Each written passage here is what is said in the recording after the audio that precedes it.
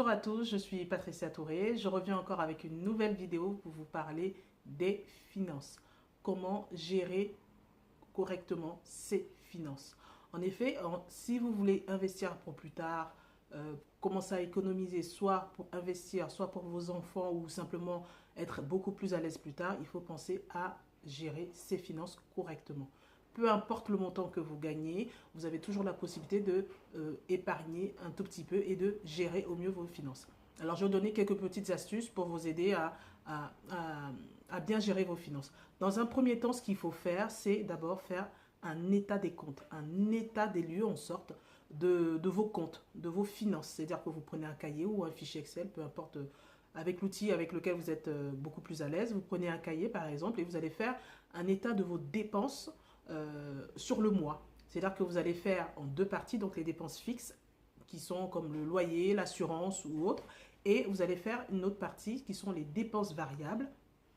Par exemple, tout ce qui est dépenses d'énergie, le gaz, l'électricité, l'eau, votre facture d'internet, de mobile, vos courses, vos loisirs. Donc vous allez noter tout ça, toutes ces dépenses variables. Vous allez faire le montant total de chaque partie et le montant, donc le sous-total de chaque partie et le montant total de vos dépenses.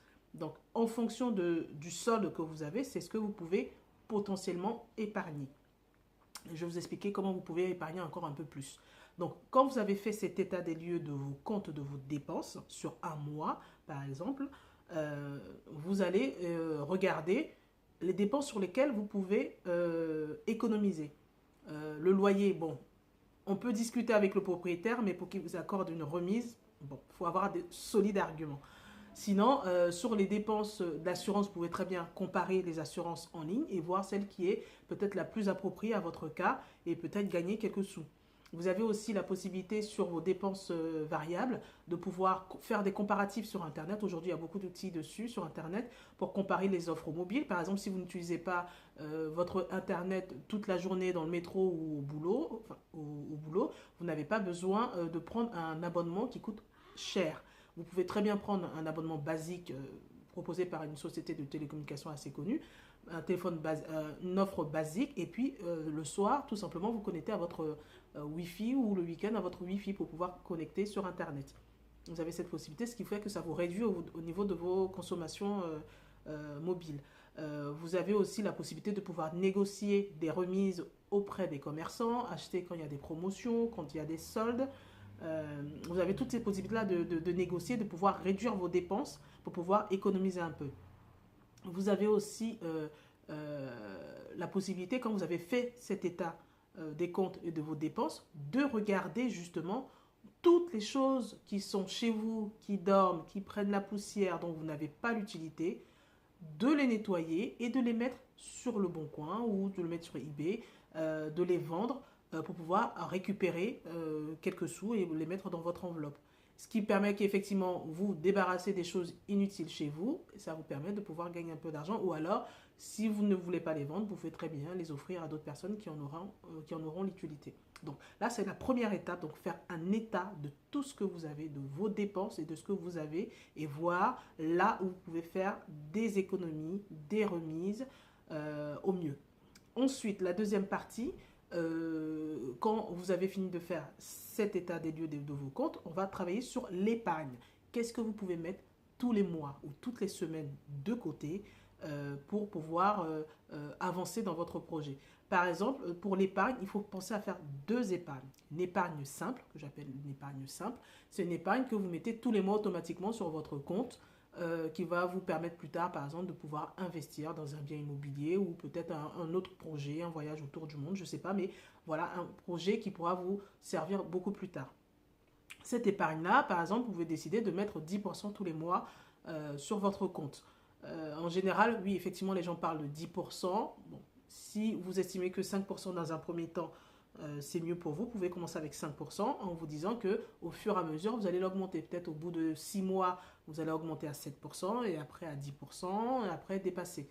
Il y en a qui peuvent commencer à 20%. Tout dépend du solde que vous aviez justement dans la première partie quand vous avez fait l'état de vos comptes. Donc, par rapport à ce solde-là, vous dites par exemple, je peux mettre 10% tous les mois. Et quoi qu'il arrive, vous mettez un virement automatique dès que votre salaire arrive sur votre compte, les 10% sont enlevés de façon automatique, ce qui fait que vous ne voyez pas, vous ne touchez pas. Donc, tous les mois, vous ouvrez un compte épargne basique et vous mettez ces 10% dessus. Pour la deuxième épargne, vous pouvez soit la laisser chez vous, c'est-à-dire dans une enveloppe, ou alors, effectivement, ouvrir un autre compte épargne et pouvoir le mettre dessus. Cette deuxième épargne, je l'appelle l'épargne de précaution.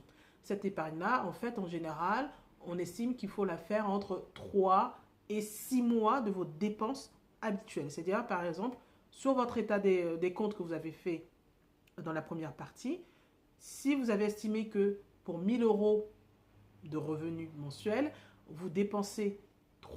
si vous dépensez 700 € par mois pour toutes vos dépenses, il faut estimer que si vous faites un minimum de 3 mois d'épargne de précaution, il faut donc 3 fois 700, donc 2100 € minimum dans l'enveloppe, jusqu'à 6 mois.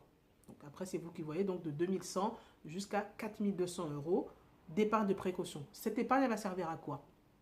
Il faut qu'elle soit disponible, donc il ne faut pas la mettre sur un compte bloqué. Il faut qu'elle soit disponible immédiatement quand vous en avez besoin, par exemple en cas de coup dur. Vous venez de perdre par exemple votre emploi, le temps de faire les démarches auprès des ACDIC, vous pouvez épuiser dans cette épargne de précaution. Une machine qui tombe en panne et que vous devez la changer, votre voiture qui tombe en panne. Bon, donc toutes ces causes-là peuvent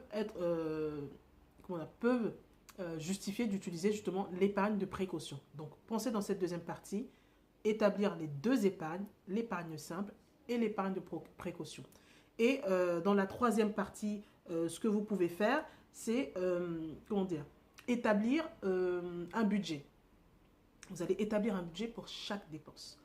Vous allez faire par exemple une épargne, vous allez faire par exemple un budget pour vos dépenses fixes, un budget pour vos dépenses variables, sachant qu'il y a toujours une possibilité de pouvoir économiser sur certaines dépenses. Par exemple, si vous aviez noté justement dans la première partie que vous dépensiez trop pour les loisirs, par exemple, pour 1 000 €, vous faisiez 200 € de loisirs tous les mois, vous pouvez dire, tiens, à partir de maintenant, je vais faire peut-être que 100 € de dépenses de loisirs, le cinéma, le restaurant, ou les sorties, le musée ou quoi que ce soit.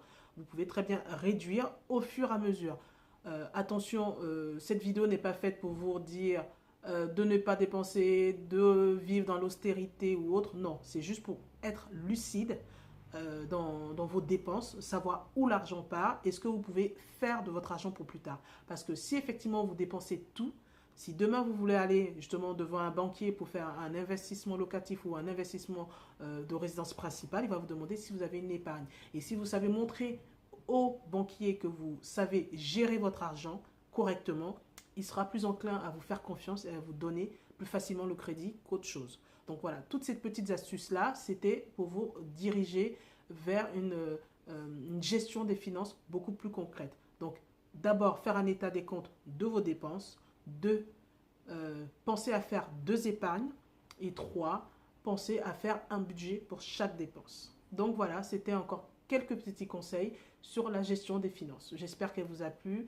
N'hésitez pas à partager ma page Facebook, Femmes modernes et indépendantes. N'hésitez pas à partager ma page YouTube, Patricia Touré, et à liker ou alors à me donner des suggestions sur des sujets sur lesquels vous voulez que nous nous entretenions. Voilà, merci encore et puis à bientôt. Au revoir.